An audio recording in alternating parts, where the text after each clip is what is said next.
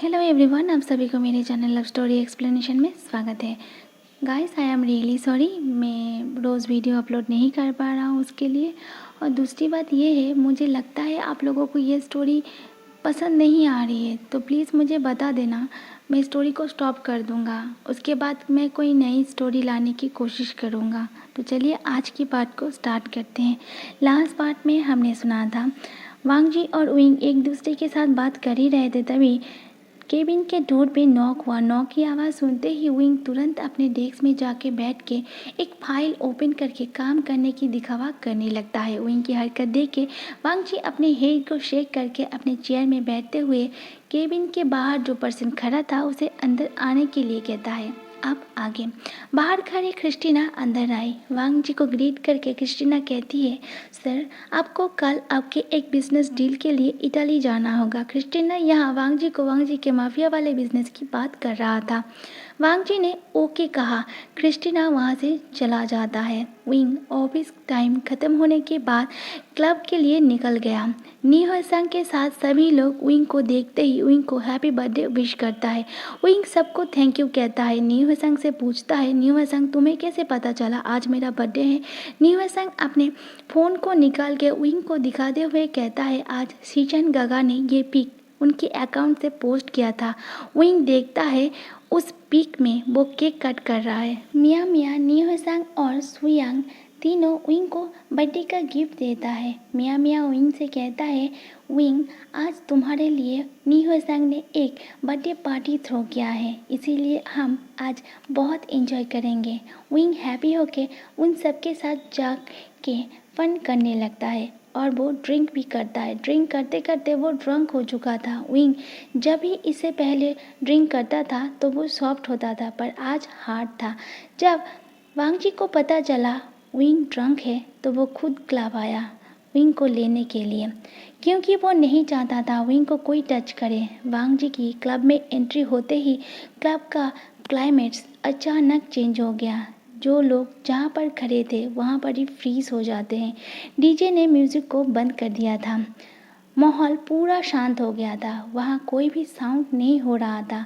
ऐसा लग रहा था कि लोगों ने अपने सांस को भी अपने कंट्रोल में रखा है। तब विंग, नी हसन, मिया मिया और सुयांग चारों बार काउंटर में बैठे हुए थे और ड्रिंक कर रहे थे। सुयांग वांग जी को क्लब में देखते ही अपने आइज़ को रब करके वांग जी को देखता है। सब कुछ शांत होता देख विंग नी हसन से पूछता है, अचानक म्यूजिक बंद क्यों हो गया? सब चुप क्यों हो गए? कोई मर गया क्या? ड्रिंक करने के कारण विंग की जबान लड़खड़ा रही थी। सुयांग दबी आवाज़ में विंग से कहता है, अभी तक तो कोई मरा नहीं, पर कोई मरने वाला है, क्योंकि आज क्लब में मॉन्स्टर आया है। सुयांग की बात सुन के विंग एक मॉकिंग स्माइल करता है। वांग जी सीधा विंग के पास जाता है। तब विंग वाइन का ग्लास अपने मुंह में लगाने ही वाला था। वांग जी विंग के हाथ को पकड़ लेता है। विंग गुस्से वाला फेस लेके वांग जी की ओर देखता है। वांग जी विंग के हाथ से वाइन का ग्लास छीन लेता है। विंग अपनी लड़खड़ाती जबान में वांग जी से कहता है, आपने मेरी ग्लास क्यों ले ली? अगर आपको पीना है तो आप दूसरे ग्लास ले लीजिए। वांग जी कहता है, मुझे नहीं पीना और तुम भी अब नहीं पियोगे। विंग वांग जी की बात सुन के पाउट बना के कहता है, मुझे और पीना है। वांग जी कहता है, तुम ऑलरेडी बहुत पी चुके हो और ड्रंक हो चुके हो, अब चलो मेरे साथ।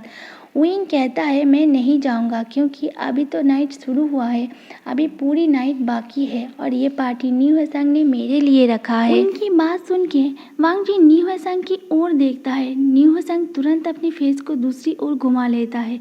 विंग आगे कहता है, अभी मुझे एंजॉय करना है, डांस करना है। फिर विंग चिल्ला के कहता है, म्यूज़िक स्टार्ट करो यार।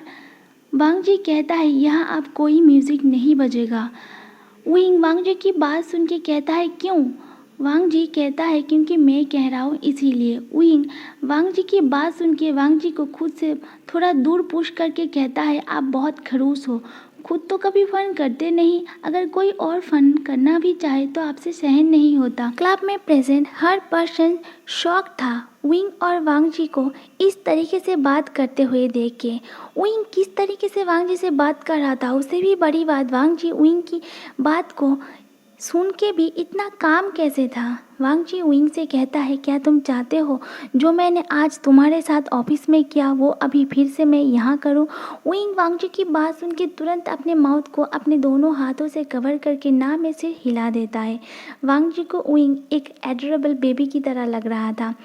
वांग जी कहता है, तो चलो मेरे साथ। उइंग अपनी जगह से उठ के खड़े होने की कोशिश करता है, पर वो ठीक तरीके से खड़ा नहीं हो पाता। उइंग वांग जी से कहता है, मैं चल के नहीं जा सकता। फिर दोनों हाथ ऊपर उठा के कहता है, मुझे गोद में उठाओ। वांग जी एक सेकंड का देरी ना करते हुए तुरंत उइंग को अपने गोद में उठा लेता है।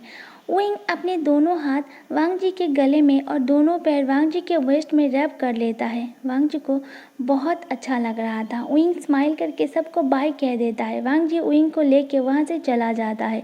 वांग जी के वहाँ से जाते ही सब लोग एक लंबी सी सांस लेके शौक से बाहर आते हैं। सुयांग कहता है, क्या तुम लोगों ने भी वो सब देखा जो मैंने देखा? मियाँ मियाँ ने कहा, हाँ। शुयांग कहता है, मुझे विश्वास नहीं हो रहा है, मुझे लग रहा है मैं कोई सपना देख रहा हूँ। मियाँ मियाँ शुयांग के हाथ में ज़ोर से पिंच कर देता है, जिससे शुयांग चिल्ला के उठता है। मियाँ मियाँ कहता है, अब तुम्हें विश्वास हुआ कि तुम कोई सपना नहीं देख रहे हो? सुयांग कहता है, हाँ, पर वो किंग नहीं हो सकता, शायद वो किंग का कोई हमशक्ल होगा। न्यूएसंग कहता है, वो किंग ही है। सुयांग कहता है, किंग को कोई आंख उठा के देखे, ऊंची आवाज में बातें करे, अपशब्द बोले, धक्का दे, उससे भी बड़ी बात किंग किसी को अपनी गोद में उठा के ले जाए, ऐसा कभी नहीं हो सकता। किंग को तो किसी का टच पसंद नहीं है। सुयांग की बात सुन के नी होसंग स्माइल करके कहता है, पर बेबूशन का टच वांग जी को बहुत पसंद है। सुयांग कहता है, क्या क्या तुम शॉक नहीं हो जो स्माइल करके कामली ये सब बात बोल रहे हो? नी होसंग कहता है, क्या तूने वांग जी के आइज को नोटिस नहीं किया? बात करते टाइम वो बेबूशन को किस तरीके से देख रहा था। पर अगर हाँ, बेबूशन की जगह कोई और होता तो शायद वांग जी के साथ उस तरीके से बात करने के कारण उसकी लाश हमारे सामने यहाँ पड़ा होता। पर वो कोई और नहीं, बेबूशन था। और माफिया किंग बेबूशन से 2-4 थप्पड़ भी खा सकता है। और तू टच की बात कर रहा है? मैंने तो मेरे बर्थडे पार्टी की नाइट ही मेरे घर से वांग जी को विभूषण को अपने गोद में उठा के ले जाते हुए देखा था। और जब हम किसी को पसंद करते हैं या प्यार करते हैं तो हमें अच्छा लगता है उनका हमें टच करना, हमारे आसपास रहना। शुयांग कहता है, तेरे कहने का क्या मतलब? नियोसंग कहता है, मेरे कहने का मतलब ये है, द माफिया किंग लैंड वांग जी को बेबूशन से प्यार हो गया है। शुयांग चिल्ला के कहता है, क्या? मियाँ मियाँ कहता है, क्या बेबूशन को पता है वांग जी की फीलिंग्स के बारे में? नियोसंग कहता है, मुझे नहीं लगता उसे पता है, और अगर उसे हम बता भी देंगे तो भी वो विश्वास नहीं करेगा, क्योंकि वो जानता है वांग जी ऑलरेडी एंगेज है। दूसरी तरफ विंग वांग जी के साथ कार के अंदर पीछे बैठा हुआ था। वो सो गया था। सोते सोते ही उसने वांग जी के कपड़ों में वॉमिट कर दिया था। वो देख के भी वांग जी विंग को कुछ भी नहीं कहता। उल्टा वांग जी विंग को सिक्योरली अपने दोनों हाथों से होल्ड करके रखता है। विला पहुंचते ही वांग जी कार से निकल के दूसरी तरफ जाके कार के डोर को ओपन करके विंग को अपने गोद में उठा के विला के अंदर ले जाता है। विंग के कमरे में जाके विंग को बेड में लेटा देता है, फिर शूज़ को निकाल देता है और कोट को भी। फिर वॉशरूम में जाके एक वेट टॉवल ले आके विंग के फेस को क्लीन करके वापस उस टॉवल को वॉशरूम में रख आता है और विंग को ब्लैंकेट से कवर करके विंग के फोरहेड में एक किस करके उस रूम से बाहर निकल जाता है। अपने रूम में जाके वांग जी अपने कपड़े उतार के शावर के नीचे खड़ा हो जाता है। शावर लेने के बाद फ्रेश होके कपड़े पहन के नेक्स्ट डे के लिए पैकिंग करता है, क्योंकि मॉर्निंग में उसका फ्लाइट था। मॉर्निंग में वांग जी विंग के उठने से पहले ही इटाली के लिए निकल गया था। जाने से पहले वो विंग के रूम में गया। वहाँ पर बेड साइड टेबल में एक मेडिसिन, साथ में एक चीट भी रख दिया। फिर विंग के फोरहेड में एक किस किया और धीरे से कहा, आई मिस यू बोल के वांग जी वहाँ से निकल गया। करीब सुबह के 10 बजे विंग की नींद टूटी। वो अपने सिर को पकड़ के बेड में बैठ गया। बेड में बैठते हुए वो अपने आप से कहा, मेरे सिर में इतना दर्द क्यों हो रहा है? उसने अपने बेड साइड के टेबल से फ़ोन लेने के लिए गया तो उसने देखा वहाँ पर एक मेडिसिन और चिट रखा हुआ है। विंग ने उस चिट को पढ़ा। वहाँ लिखा था, इस मेडिसिन को ले लेना, कुछ टाइम बाद तुम्हारे सिर दर्द खत्म हो जाएगा। विंग ने कहा, किसको मेरी इतनी चिंता होने लगी, छोड़ो। फिर विंग पानी के साथ उस मेडिसिन को ले लिया और फ़ोन को लेके टाइम चेक किया। उसने देखा तब 10 से ऊपर हो गया था। वो अपने आप से कहा, अभी तो ऑफिस का टाइम निकल गया है, आज ऑफिस से लीव ले लेता हूँ। इसी सोच में वो मैनेजर सॉन्गलैंड को लीव के लिए एक मैसेज कर देता है। फिर फ़ोन को साइड में रख के वो वापस अपने बेड में लेट जाता है। दोपहर 1 बजे विंग की नींद टूटी। अब उसे अच्छा लग रहा था। बेड से उतर के वो वॉशरूम में गया। फ्रेश होने के बाद रेडी होके वो लंच के लिए बाहर गया। पूरा दिन बीत गया। विंग ने एक बार भी वांग जी को नहीं देखा था। नाइट में बेड में लेटते हुए विंग अपने आप से कहता है, क्या वो खरूस विला में नहीं है। नेक्स्ट डे मॉर्निंग विंग जल्दी से उठ के रेडी होके ब्रेकफास्ट करके ऑफिस चला गया। ऑफिस पहुंच के वो अपने काम में बिजी हो गया, पर काम करते करते बार बार उसकी नज़र सीईओ के चेयर की ओर जा रहा था जो खाली था। वो खुद से ही बड़बड़ाता है, क्या वो कहीं गया है? नहीं नहीं, कहीं गया होगा तो मुझे ज़रूर पता होगा। आफ्टर ऑल मैं उसकी असिस्टेंट हूँ। फिर विंग अपने सिर पे हाथ मारते हुए कहता है, बुद्धू कहीं का, क्या तू अकेला उसकी असिस्टेंट है? क्रिस्टीना मैम भी तो उसकी असिस्टेंट है। फिर उसे कुछ याद आता है। वो आगे कहता है, क्रिस्टीना मैम तो उस दिन उस खरूस को इटाली जाने की बात कर रहा था। तो क्या खरूस इटाली गया है? क्या वो अकेले गया है या क्रिस्टीना मैम को भी साथ ले गया है?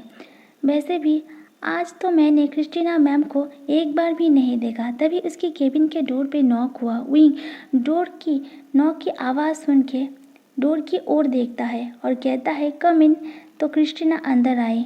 विंग अपने आप से कहा, क्रिस्टीना मैम तो यहाँ है, तो वो खरूस अकेले गया है। क्रिस्टीना विंग को कुछ फाइल देते हुए कहता है, बेबूशियन, इस फाइल को एक बार चेक कर लेना और सीईओ के डेस्क के ऊपर रख देना। विंग हाँ में सिर हिला देता है। विंग अपने मन में कहता है, क्या मैं क्रिस्टीना मैम से पूछूं वो खरूस अकेला गया है या किसी और को ले गया है? फिर खुद से ही मना करते हुए कहता है, छोड़ो, मैं जान के क्या करूँगा। क्रिस्टीना वहाँ से जा चुकी थी। विंग अभी भी अपने सोच में ही गुम था। विंग खुद से ही कहता है, वैसे वो खरूस अपने साथ मुझे भी ले जा सकता था, मैं भी इटाली घूम लेता। फिर वांग जी का वो किस याद आते ही विंग अपने हाथ से फोरहेड को रब करते हुए कहता है, अच्छा हुआ उसने मुझे अपने साथ जाने के लिए नहीं कहा। पता नहीं वहाँ मुझे अकेला पाके वो मेरे साथ क्या करता। विंग अपने हेड को शेक करके अपने काम करने लगता है। ऑफिस टाइम ख़त्म होने के बाद विंग आज क्लब नहीं जाता, वो सीधा लैंड विला चला जाता है। दूसरे दिन विंग ऑफिस टाइम ख़त्म होने के बाद क्लब जाता है, पर वो वहाँ से जल्दी वापस भी आ जाता है। नाइट में वांग जी लैंड विला लौटा। फ्रेश होने के बाद वांग जी टाइम चेक करता है, तब रात के 1 बज रहे थे। वांग जी अपने कमरे से निकल के विंग के कमरे में गया। विंग अपने कमरे में बहुत ही सुकून से सो रहा था। वांग जी बेड के साइड वाले टेबल लैंप को ऑन करता है और विंग की फेस को देखता है। विंग की गालों को सहलाते हुए वो अपने मन में कहता है, बस 2 ही दिन मैं तुमसे दूर था, पर ऐसा लग रहा था कि कितने साल हो गए हैं तुम्हें देखे हुए। फिर वांग जी विंग के गालों पर एक किस करके धीमी सी आवाज़ में विंग के कान में कहता है, I miss you so much. Wing Wang ji की गर्म सांसों को अपने कान में फील करके नींद में ही थोड़ा मूव करने लगता है। वो देखे वांग जी तुरंत विंग से दूर हट गया और लाइट को ऑफ करके उस रूम से बाहर निकल गया। मॉर्निंग में विंग जब ब्रेकफास्ट करने के लिए बाहर गया तो उसने देखा सीचन के साथ साथ आज वांग जी भी है। सीचन और वांग जी दोनों ही विंग को मॉर्निंग विश करते हैं। विंग भी आज दोनों को ही रिप्लाई देते हैं। फिर ब्रेकफास्ट करके वो सब ऑफिस चले जाते हैं। ऑफिस में कुछ टाइम बाद विंग ने देखा मिंग्याओ वांग जी के केबिन में आया और वांग जी के सामने वाले चेयर में बैठते हुए मिंग्याओ ने वांग जी से कहा, क्या हुआ वांग जी, तुमने मुझे यहाँ मिलने के लिए बुलाया? वांग जी कहता है, उस दिन मैं तुम पर थोड़ा ज़्यादा ही रूड हो गया था। मैं नहीं चाहता उस कारण हम दोनों के रिलेशन में कोई प्रॉब्लम हो या फिर तुम मेरे बारे में कोई गलत धारणाएं पालो। फिर वांग जी अपने डेस्क के ड्रॉअर को ओपन करके एक गिफ्ट बॉक्स निकाल के मिंग्याओ की ओर बढ़ाते हुए कहता है, ये मैं तुम्हारे लिए लाया हूँ। मिंग्याओ वांग जी के बर्ताव देख के थोड़ा शॉक तो हुआ, वांग जी आगे कहता है, मैं नहीं चाहता तुम मुझ पे गुस्सा रहो। मिंग्याओ उस बॉक्स को ओपन करके देखता है। वहाँ पर 4 ब्रांडेड परफ्यूम की बोतल थी। मिंग्याओ वांग जी की ओर देखते हुए कहता है, यहाँ तो 4 बोतल हैं। वांग जी कहता है, हाँ वो 4 तुम्हारे लिए ही हैं। वांग जी आगे कहता है, मुझे नहीं पता तुम कौन से ब्रांड का कौन सा परफ्यूम यूज़ करते हो। जो मुझे अच्छा लगा वो मैंने तुम्हारे लिए ले लिया। मिंग्याओ वांग जी की अचानक चेंजेस देख के थोड़ा डाउटफुल नज़रों से वांग जी को घूरता है। वांग जी मिंग्याओ की फेस देख के समझ गया मिंग्याओ उस पर डाउट कर रहा है, तो वांग जी तुरंत मिंग्याओ से कहता है, मैं नहीं चाहता हम दोनों के बीच की बातें मेरे अंकल को पता चले। क्या तुम्हें वो परफ्यूम पसंद नहीं आया या कोई और बात है? अगर तुम्हें पसंद नहीं आया तो कोई बात नहीं, जब मैं कभी और बाहर जाऊंगा तो तुम मुझे अपना पसंद बता देना, मैं तुम्हारे लिए वो ही ले आऊँगा। वांग जी हाथ बढ़ा के वो परफ्यूम का बॉक्स लेने ही वाला था, तभी मिंग्याओ उस परफ्यूम बॉक्स को अपनी ओर खींचते हुए कहता है, नहीं ये बहुत अच्छा है, आफ्टर ऑल तुमने फर्स्ट टाइम मुझे कुछ दिया है। विंग अपने डेस्क में बैठ के उन दोनों की सारी बातें सुन रहा था। वांग जी कहता है, मिंग्याओ मैं चाहता हूँ तुम पुरानी बातों को भूल जाओ। मिंग्याओ वांग जी की बात सुन के एक स्माइल करके कहता है, वो तो मैं कब का भूल गया, क्योंकि तुम मेरे होने वाले फ्यूचर लाइफ पार्टनर जो हो। विंग मिंग्याओ की बात सुन के मुँह बना देता है। कुछ टाइम बाद मिंग्याओ वहाँ से चला जाता है। वांग जी एक एबल स्माइल करके अपने मन में कहता है, एक बार तुम उस परफ्यूम को यूज़ तो करो, उसके बाद तुम खुद ब खुद उसकी ओर खींची चली जाओगी। वांग जी मिंग्याओ के जाते ही एक एबल स्माइल करके अपने मन में कहता है, एक बार तुम उस परफ्यूम को यूज़ तो करो, उसके बाद तुम खुद ब खुद उस परफ्यूम की ओर खींची चली जाओगी। वो परफ्यूम तुम्हें बहुत सारा बॉडी पेन देगा, साथ में हेलुसिनेशन और सही गलत का समझ भी तुमसे छीन लेगा, तुम्हें धीरे धीरे मौत के करीब पहुंचा देगा। अगर तुम अपने इस प्रॉब्लम को किसी डॉक्टर को बता भी दोगे तो वो तुम्हें सिर्फ इतना बताएगा, सर आपके बॉडी के नाप धीरे धीरे सूख रहा है, पर क्यों सूख रहा है वो नहीं बता पाएगा। तुम चाह के भी उस परफ्यूम से दूर नहीं जा पाओगे। दरअसल वांग जी अब तक जिस तरीके से मिंग्याओ से बात कर रहा था वो सिर्फ एक नाटक था, ताकि मिंग्याओ वांग जी को डाउट किए बिना ही उस परफ्यूम को ले लें। उस परफ्यूम में एक तरीके का ड्रग मिला हुआ है जो वांग जी ने ही 1 से 1.5 महीने पहले अपने उस साइंटिस्ट को विला में बुला के सीक्रेटली बनाने के लिए ऑर्डर दिया था। साथ में ये भी कहा था कि ड्रग देने का प्रोसेस ऐसा हो जिससे किसी को डाउट ना हो और डेथ के बाद भी डेथ का कारण वो ड्रग से वो भी पता ना चले। दरअसल वांग जी चाहता था मिंग्याओ की मौत नेचुरल दिखे और उस पर कोई डाउट ना करे। आज सुबह ही वो बॉक्स वांग जी को रिसीव हुआ था। साथ में उस साइंटिस्ट की तरफ से वांग जी के फ़ोन पर एक मैसेज भी आया था। वांग जी अपने फ़ोन लेके चेयर के पीछे की ओर से टिकाते हुए उस मैसेज को पढ़ता है। वहाँ पर लिखा था, किंग उस परफ्यूम को यूज़ करने के 1 से 2 महीने, ज़्यादा से ज़्यादा 2.5 महीने के अंदर ही उस पर्सन की डेथ हो जाएगा और उस परफ्यूम को किसी भी जगह पर स्प्रे करने के 5 सेकंड के अंदर ही उसे इनहेल करना होगा, नहीं तो उस ड्रग्स का असर ख़त्म हो जाएगा। वांग जी अपने मन में कहता है, तुम लैन को धोखा देने चले थे और तुमने मेरे प्रीशियस पर्सन को हर्ट किया, अब वो परफ्यूम तुम्हें हर्ट करेगा। एक बार मैं तुम्हें अपने लाइफ से निकाल दूं, उसके बाद मैं बड़े ही ग्रैंड तरीके से विभूषण से वेडिंग करूंगा और तब मेरे अंकल को कोई प्रॉब्लम भी नहीं होगा। वांग जी विंग की ओर देखता है। विंग को देखते ही वांग जी डेस्क के ड्रॉयर को ओपन करके एक छोटा सा बॉक्स निकाल के अपने चेयर से उठ के विंग के डेस्क के सामने जाके उस बॉक्स को रख देता है। विंग वांग जी को अपने सामने देखते ही घबरा के अपने चेयर छोड़ के उठ के खड़ा होता है और वांग जी की ओर देखा। वांग जी उस बॉक्स को ओपन किया, वहाँ पर एक ब्रेसलेट था जो प्लेटिनम का था। वांग जी उस ब्रेसलेट को लेके विंग के हाथ पकड़ के विंग के हाथ में पहना दिया और विंग के हाथ पर एक किस कर लिया। विंग तुरंत अपने हाथ को वांग जी के हाथ से अलग कर देता है और कहता है, पॉपट कहीं का। विंग उस ब्रेसलेट को अपने हाथ से निकालने की कोशिश करने लगता है। वो देख के वांग जी विंग को वार्निंग टोन में कहता है, अगर तुमने उस ब्रेसलेट को अपने हाथ से निकाला तो इस बार मैं सिर्फ तुम्हें किस नहीं करूँगा, उससे भी कुछ ज़्यादा करूँगा। वांग जी की टोन सुन के विंग थोड़ा घबरा गया। वांग जी विंग की डरा हुआ फेस देख के शाई किया। विंग गुस्से में वांग जी से कहता है, आप कितने सेमलेस हो, अभी आप अपने फियोंसे से ऐसे बात कर रहे थे जैसे आपसे शरीफ इस दुनिया में कोई है ही नहीं और उसके जाते ही आप मेरे साथ गंदी बातें कर रहे हैं। वांग जी विंग की डेस्क के ऊपर दोनों हाथ रख के विंग की ओर थोड़ा झुकते हुए कहता है, वो सब छोड़ो, ये बताओ मैं 3 दिन ऑफिस नहीं आया था तो क्या तुमने मुझे मिस किया? मैंने तुम्हें बहुत मिस किया। विंग मुंह बनाते हुए कहता है, मैंने आपको कोई मिस विस नहीं किया, आप यहाँ नहीं थे तो मैं बहुत अच्छा था। वांग जी कहता है, अच्छा तुम मेरे बिना यहाँ अच्छा थे और मैं तुम्हारे बिना वहाँ बिल्कुल भी अच्छा नहीं था, इसीलिए मुझे भी अच्छा रहना होगा। तो इस बार मैं जब बाहर जाऊँगा तो तुम्हें भी अपने साथ लेके जाऊँगा। Thank you so much.